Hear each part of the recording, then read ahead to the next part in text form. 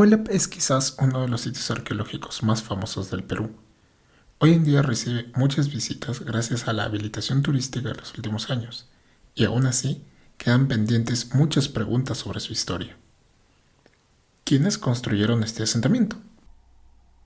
Quizás me digan, fueron los Chachapoya. Ahí yo respondo, ok, ¿y qué es Chachapoyas? Ah, es una cultura preinca, me dirán. Ok, ¿y a qué se refieren con cultura? Esta es una pregunta más complicada, ¿no es cierto? Aún hoy se enseña en las escuelas que antes de los incas lo que habían eran culturas. Luis Lumbreras hace una crítica interesante a esta concepción, pues al llamarlas culturas a secas, invisibilizamos a grandes cantidades de personas. Recién hablamos de pueblos con los incas y la conquista, es decir, recién cuando hay fuentes escritas. Yo agregaría, además, que al hablar de culturas evitamos responder un tema importante. ¿Qué tipo de organización social tenían? ¿Y por qué esto es importante? Pues porque hasta ahora se hace mucha propaganda sobre un supuesto pasado precolonial idílico, en contraste con lo que fue la tragedia de la conquista. Se omite, por ejemplo, la existencia de regímenes de explotación, como el caso Inca del que hablamos en el programa anterior. Por otro lado, también se ha normalizado la visión de que las jerarquías necesariamente existieron, que son naturales. Pero como vimos en nuestro episodio sobre los pastores de Puna de Chinchaycocha, nuestro primer episodio sobre la historia de Pasco, esto no fue así necesariamente. Existieron muchas sociedades más horizontales, sin jerarquías ni explotación, sin que eso signifique que hayan sido primitivas o salvajes, como popularizaron los estudios colonialistas del siglo XIX y que aún hoy permea los estudios históricos. Y para discutir esta idea es que hablaremos de los constructores de Cuélap y sus vecinos. Mi nombre es Sergio Sáez Díaz y en este episodio de Más de 200 hablaremos de la cultura Chachapoyas.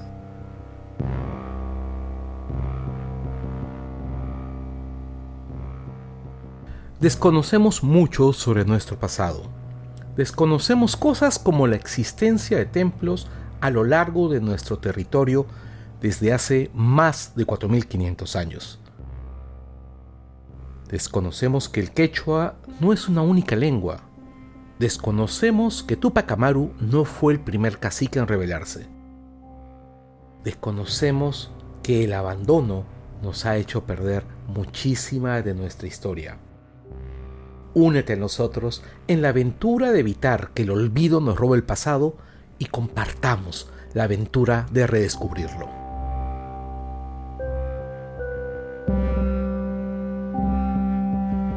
Si uno menciona a la cultura Chachapoyas, inmediatamente vienen a la cabeza no solamente Cuélap, sino también los sarcófagos de Carajía, los mausoleos de Rebash o el sitio de Gran Pajatén. Chachapoyas sería una cultura caracterizada por construcciones de piedra, con casas circulares, sarcófagos y mausoleos construidos en acantilados y frisos con formas de rombos y zigzags. Se suele asumir una idea de homogeneidad en toda la región. Sin embargo, esta idea se construyó a partir de evidencias bastante fragmentarias, y gracias a las investigaciones recientes se ha venido discutiendo estos supuestos. En primer lugar, ¿de dónde son los Chachapoyas? Actualmente se considera que esta cultura habitó entre el río Marañón por el oeste y el Guayabamba por el este, en lo que actualmente es, sobre todo, las regiones de Amazonas y San Martín.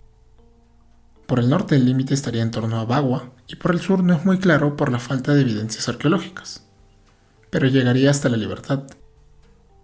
Toda esta área se caracteriza por la presencia de extensos bosques tropicales bastante húmedos, que la diferencia de las serranías de más al sur y al oeste. Esta región no recibió estudios arqueológicos importantes durante las primeras décadas de investigación científica, pero una vez que Cuélap y Gran Pajatén se hicieron famosos, comenzó a atraer la atención de más estudiosos.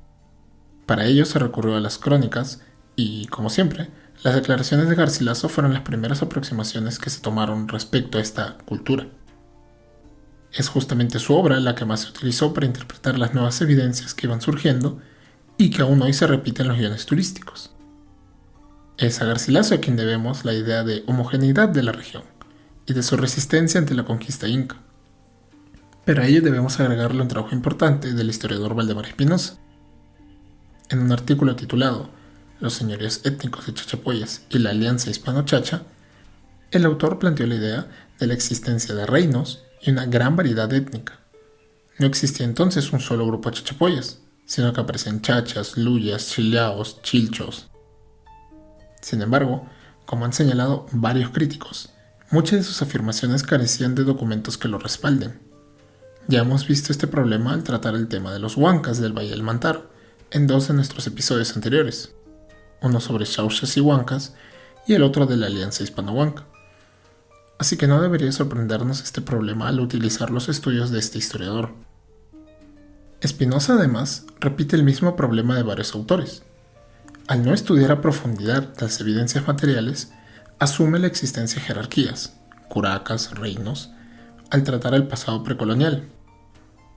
Es así como se sigue insistiendo con este tipo de ideas, las cuales se reproducen en los medios oficiales del Estado, sea en el turismo o en la educación escolar. Felizmente tenemos estudios modernos que nos ayudan a comprender mejor la historia de esta región, y ahora trataré brevemente algunos de estos trabajos. En primer lugar, sí es cierto que existían varios grupos étnicos en la región. Chachas, luyas, chillaos, chilchos y otros nombres son mencionados por los cronistas y en textos tempranos del siglo XVI, antes que las epidemias y las guerras diezmaran a la población. Esta región fue una de las más afectadas por estos problemas, de los cuales hablamos en nuestro episodio sobre la catástrofe demográfica, y es probable que por ello desapareciera la lengua chacha, oriunda de la zona, de la cual tenemos también un episodio dedicado exclusivamente a esta lengua. Lo que no podemos saber, de momento, es cuál fue el territorio específico de cada uno de estos grupos y cómo fue variando cada uno de ellos en el tiempo. Recordemos que el periodo conocido como desarrollos regionales tardíos abarca casi 5 siglos de historia, casi lo mismo que el tiempo transcurrido entre la caída del Tahuantinsuyo y el día de hoy. Pues bien, debido a que hay esta enorme variación poblacional, los arqueólogos Warren Church y Anna Gengerich plantean utilizar el término de chachapoyas para referirse al área que definía la provincia inca de la región, sin asumir las características de las poblaciones que abarcó. Me parece una propuesta bastante útil y es por ello que cada vez que mencione chachapoyas me estaré refiriendo a un espacio y no a una población o cultura. En esta región, además, se ha podido identificar una enorme variedad, la cual listaré punto por punto. A pesar que Carajía y Rebash son de los sitios más famosos de chachapoyas, cada uno de ellos representa tradiciones diferentes. Los sarcófagos con forma humana están presentes solamente en los sitios más norteños, mientras que los mausoleos de chulpas están solo en el sur. A ello debemos sumarle la existencia de entierros en plataformas, muros y debajo de las viviendas. Los contextos funerarios son muy variados y por lo menos los 2 primeros no se cruzan en el espacio, lo cual estaría indicando una diferencia cultural, quizá étnica, de gran importancia. Le podemos agregar además el hecho de que los frisos con formas de rombo y la cerámica pintada son más comunes en el norte, mientras que los frisos de espirales y la cerámica modelada están en el sur. Como pueden ver, hay diferencias importantes en aquellos elementos de la cultura material con los que clásicamente se definen a las culturas arqueológicas. Pero eso no es todo. Gengerich también encuentra diferencias en la arquitectura doméstica. Supuestamente, una vivienda chachapoyas típica cuenta con una planta circular, es construida sobre plataformas con cornisas para acceder a las viviendas y presenta frisos como decoración. Pues bien, estas características no están en toda el área chachapoyas.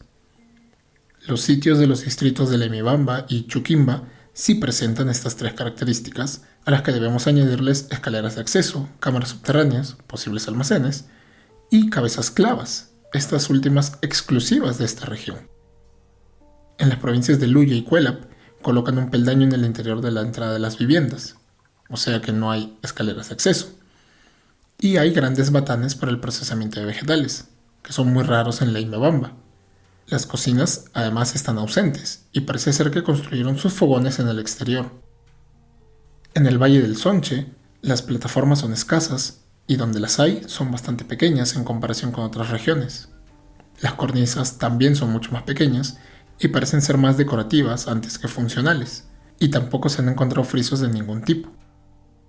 En la cuenca del Abiseo, en el extremo sur de Chachapoyas, aparecen los únicos frisos figurativos con formas de animales, contrastando notablemente con las figuras geométricas del resto de la región.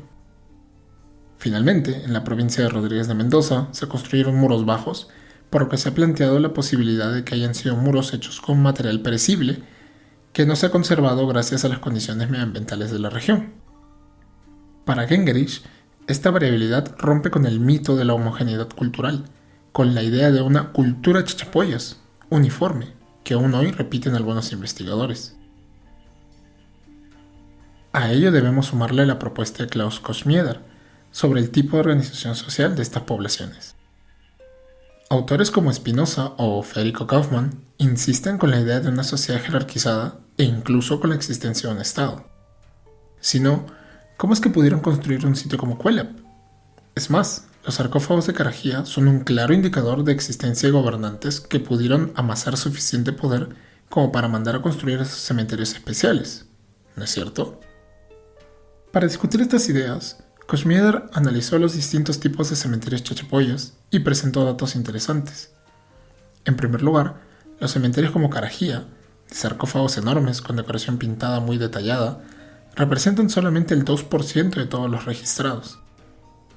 El 98% restante se trata de sarcófagos más pequeños, los cuales, como mencionamos, se restringen al norte de la región Chachapoyas. Otro dato importante es que en los sarcófagos se encuentran restos de hombres, mujeres y niños, sumado a que algunos presentan pintura que indica su género. ¿Cómo así? Pues existen sarcófagos con tupos, grandes alfileres, que es un accesorio típico femenino. Estas evidencias nos indican que 1. No son contextos funerarios de grandes gobernantes masculinos, y 2. Es un tipo de inhumación que no discriminaba, ni por edad ni por género. Koschmieder también documenta la evidencia de pinturas rupestres en las cercanías de algunos de estos sarcófagos y en viviendas por igual. En estas pinturas aparecen representados hombres y mujeres, los primeros con tocados, las segundas con tupus, pero también posibles guerreros. Este último caso está evidenciado por la presencia de personajes con hachas, cuchillos y cabezas trofeo. En 2 abrigos rocosos de Luya también encuentra estas pinturas de guerreros asociadas a los entierros de 2 individuos masculinos con hachas y cuchillos como parte de su ajuar.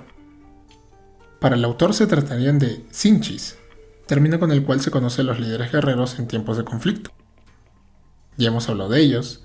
En el Valle del Mantaro les llamaron sincheconas, que es una forma plural de sinchi en quechua, y nos indican la existencia de conflictos intercomunales, pero que no necesariamente señalan jerarquías.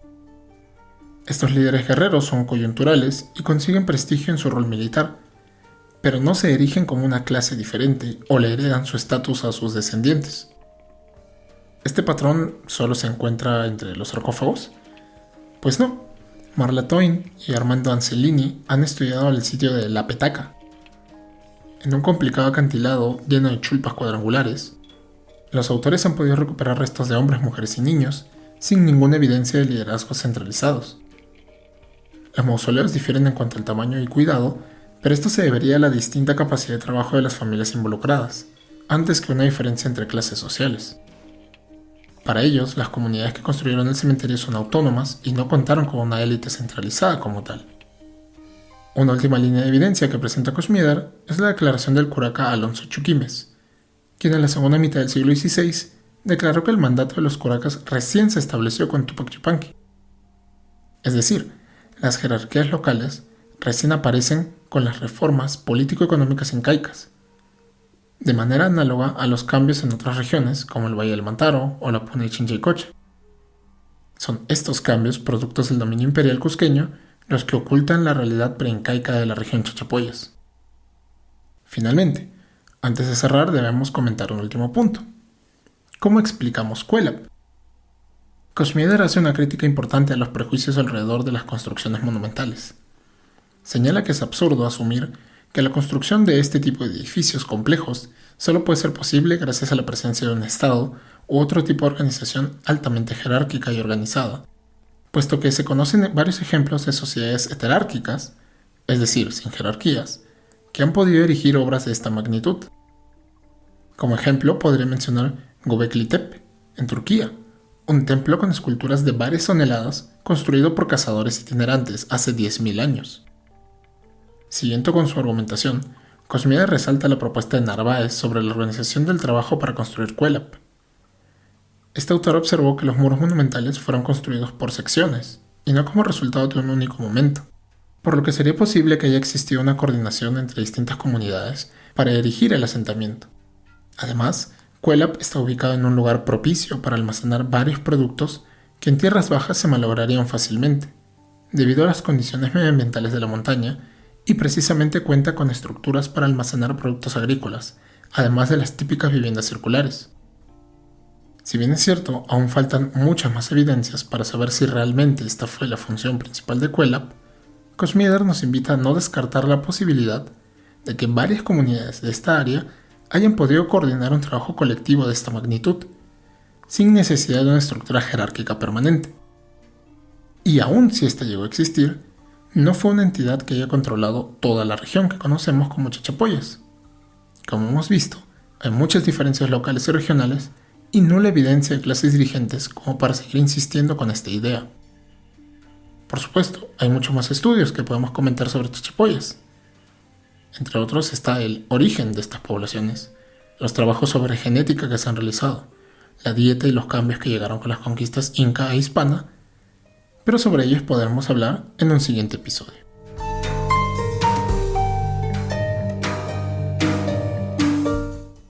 Gracias por acompañarme en este nuevo episodio. Quiero agradecer nuevamente a los Patreon que continuaron acompañándonos durante nuestra pausa. Gracias a Iván Villarreal, José Aramburu Mantovani, Lindo Blair, CBZ, Franca Barca, Carlos Barriga, Carlos Vilca, Emilia Fernández y Paul Gutiérrez. Si desean contribuir con nosotros pueden hacerlo vía Patreon, buscándonos como Más de 200, podcast de historia andina. Esta es una plataforma de mecenazgo que permite apoyar a creadores de contenido. Hay distintos niveles de apoyo partiendo desde $1 y pueden suscribirse cuando deseen. Recuerden que los episodios se irán saliendo de manera gratuita en todas las plataformas, Spotify, Evox y YouTube. Y también continuaremos sacando hilos sobre historia y arqueología en Twitter, cuando el trabajo me dé tiempo. Allí nos pueden encontrar como @más de 200 en números, y también nos pueden dejar sus comentarios, críticas o sugerencias sobre este y los demás episodios, tanto en Twitter como en iVoox o en la caja de comentarios de YouTube. Ahora sí, las fuentes. Un trabajo clásico y con una visión clásica de los Chachapoyas, en el sentido de que lo ve como una unidad homogénea y política, es el trabajo de Inge Schellerup. No sé si estoy pronunciando bien su apellido, lo pueden leer en la descripción de este episodio, titulado Incas y Españoles en la conquista de los Chachapoya. Si bien hay varios puntos que ya están desactualizados, sigue siendo un trabajo importante porque compila la información de las crónicas, sobre todo, y una revisión exhaustiva para su época de las investigaciones arqueológicas. Otro trabajo interesante es el de Arturo Ruiz, arqueólogo de San Marcos recientemente fallecido, que compiló varios de sus artículos en el libro Amazonas, Arqueología e Historia. Y allí trabaja temas no solo de arqueología y descripción de Cuélap, sino también pinturas rupestres, bioantropología. La importancia de Ruiz es enorme para la historia regional, pues fue el primero que realizó una tesis a partir de excavaciones en Cuélap, ¿no? Y la propuesta de Ruiz ha sido válida durante muchos años, incluso hasta ahora que no se publican los informes finales de las excavaciones de Cuélap. Luego recomiendo el Boletín de Arqueología de la Católica número 23, que es un trabajo colectivo sobre Chachapoyas exclusivamente. Allí hay varios artículos de distintos autores: Toyn, Gingrich, Narváez, Arturo Ruiz, Cosmides, etc. Y sobre Cosmides, también recientemente fallecido, recomiendo su libro del 2012, Jucusbamba, Investigaciones arqueológicas y motivos Chachapoya en el norte de la provincia de Luya, departamento de Amazonas, Perú. Y finalmente, el BCP auspició un libro colectivo titulado Los Chachapoyas, que pueden encontrar gratis en su repositorio digital. Hay trabajos de distinta calidad, de distinta extensión. Tienen, por ejemplo, la propuesta, entre comillas, más clásica de Kaufmann-Doig sobre una visión homogénea de los Chachapoyas, que en realidad ya está muy desactualizada. Pero también están estudios recientes como el de Narváez, sobre sus estudios de décadas en Cuélap, y otros trabajos más actualizados o incluso información sobre el medio ambiente regional. También lo recomiendo mucho para consulta. Y bueno, como siempre digo, hay muchos artículos y libros sobre este tema, no tantos como otras regiones como Chavín o como investigaciones sobre los incas, pero cada vez hay más estudios sobre Chachapoyas, así que los invito a seguir revisando sobre todo la bibliografía de los artículos del Boletín de Arqueología de la Católica. Pues bien, eso fue todo. Muchas gracias por acompañarme. Hasta pronto.